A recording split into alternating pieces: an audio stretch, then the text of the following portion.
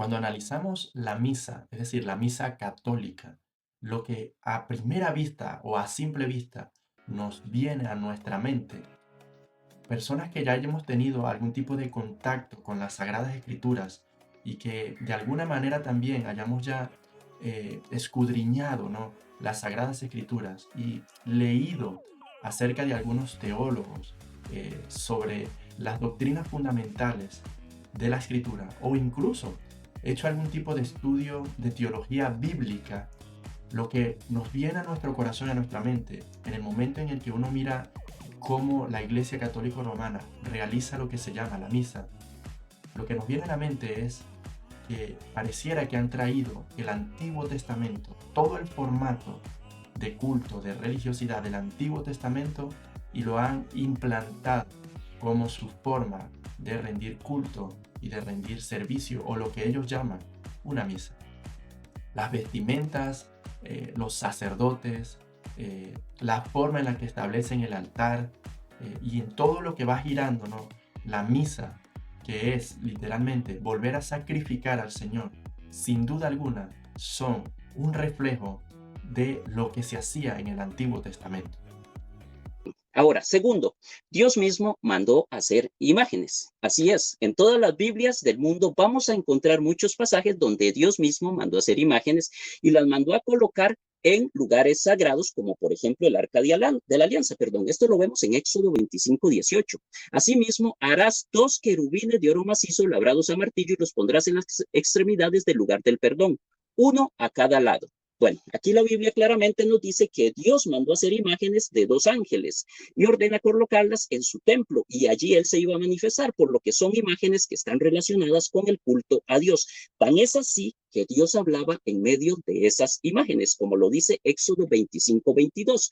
Y de allí me declararé a ti y hablaré contigo de sobre el propiciatorio, de entre los dos querubines que están sobre el arca del testimonio, todo lo que yo te mandaré para los hijos de Israel. Es obvio que si Dios las mandó a hacer es porque Él no está contra las imágenes. Lo que Él rechaza no es tener imágenes, sino dioses falsos, Y que de es eso algo muy quiero que diferente. tratemos en este video de una forma breve y concisa, porque la verdad es que no solamente parece que la Iglesia Católica Romana hace eso, no. La Iglesia Católica Romana justifica la forma en la que hace sus misas con la Escritura, pero basándose siempre en el Antiguo Testamento. Todos sus ritos, toda su misa, generalmente cuando uno escucha a los apologistas católicos romanos hablar acerca de por qué la hacen de esta manera, siempre citan textos del Antiguo Testamento. Pero eso es un completo error, y eso en sí mismo es lo que hace que sea despreciable todo ese rito religioso que realizan en la misa. ¿Y por qué es un error? ¿Y por qué la iglesia no debe de adorar, ni de servir, ni de rendir el culto al Señor de esta manera? Porque nosotros somos la iglesia neotestamentaria. Nosotros ya no estamos en el antiguo pacto. Todos esos cultos, ritos religiosos del antiguo pacto ya cesaron, y ahora nosotros estamos en un nuevo pacto con mejores promesas. Por eso es un completo error traernos los ritos religiosos del Antiguo Testamento e implantarlos en el nuevo pacto. Traerlos a la iglesia neotestamentaria es un completo error. ¿Por qué, amados hermanos? Porque todo lo que significaba, todo lo que apuntaba los ritos religiosos, la forma religiosa del antiguo pacto, tiene su pleno cumplimiento en nuestro Señor Jesucristo. Jesucristo es el altar. Jesucristo es el Cordero Pascual. Jesucristo es el tabernáculo. Jesucristo es el sumo sacerdote. Jesucristo es el objeto que hacía sombra de aquellos ritos religiosos. Y una vez que nosotros tenemos el objeto presente, una vez que nosotros tenemos a aquel objeto que hacía sombra, ya no necesitamos la sombra, sino que las sombras, los ritos religiosos, la forma de adorar que se tenía en el Antiguo Testamento, ahora al tener al objeto pleno nuestro Señor Jesucristo, entonces todo lo anterior se convierte en misticismo, se convierte en superstición, se convierte en desfasado, ya no tiene ningún valor en lo absoluto, porque el propósito por el cual el altar, los sacerdotes y la forma de hacer servicio eh, estaba establecido en el Antiguo Testamento era el propósito de apuntar hacia nuestro Señor Jesucristo. Hola, solo quiero interrumpir un momento el video para darte las gracias por estar aquí en el canal e invitarte a que te suscribas si aún no lo has hecho. Deseo que cada video que compartas sea de edificación para la iglesia, te ayude a fortalecer tu fe, te ayude a recibir argumentos para la apologética protestante y así puedas seguir creciendo en la gracia y el amor de nuestro Señor Jesucristo. Y quiero aclarar esto muy bien. Yo no estoy diciendo que en el Antiguo Testamento la forma en la que adoraba el pueblo de Israel era una forma mística, era una forma supersticiosa. No, era una forma legalmente establecida por el Señor en el antiguo pacto, en la que Dios se gloriaba, se alegraba, se gozaba cuando el pueblo le rendía culto con un sincero corazón, con corazón arrepentido, con corazón quebrantado y por fe en las promesas y en la palabra del Señor. Era un culto aceptable delante de Dios. Era algo justo y bueno. Era verdadero. Pero eso, hasta el Antiguo Testamento, hasta la venida de nuestro Señor Jesucristo, ya se cumplió. Ya cesó completamente.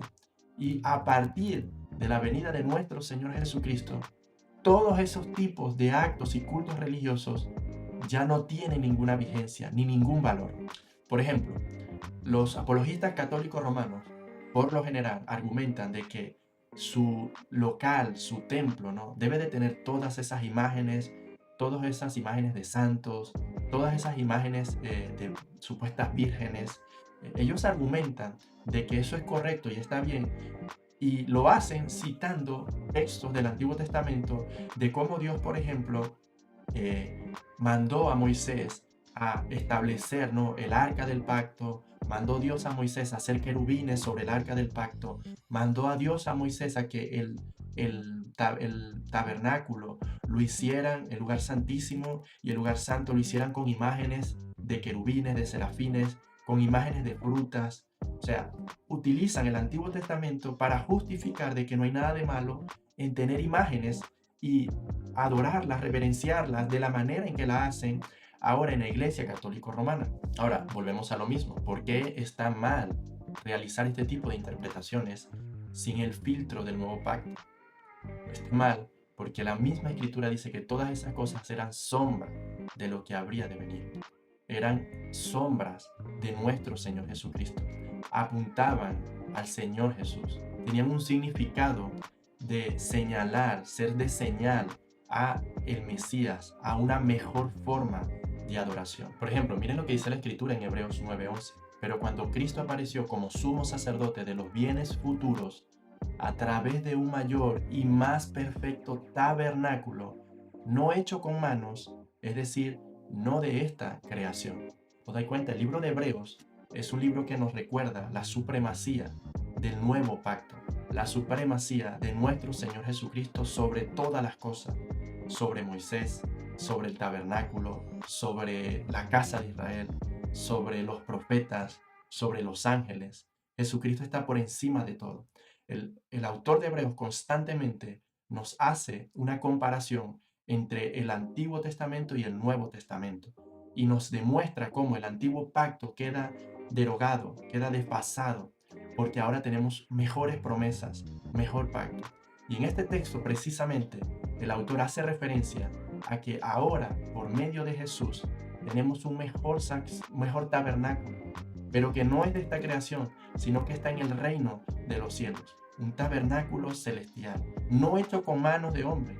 Y aquí te das cuenta cómo el autor compara, ¿no?, el Antiguo Testamento con el Nuevo, y da a entender claramente de que no tiene comparación volver otra vez a aquellos rudimentos y formas de adoración que ya han sido desfasados. Ahora, ¿cuál es el problema con estar constantemente justificando las acciones de la iglesia presente con el Antiguo Testamento? Pues el problema es el siguiente. ¿Por qué entonces no seguimos sacrificando animales como lo hacían en el Antiguo Testamento?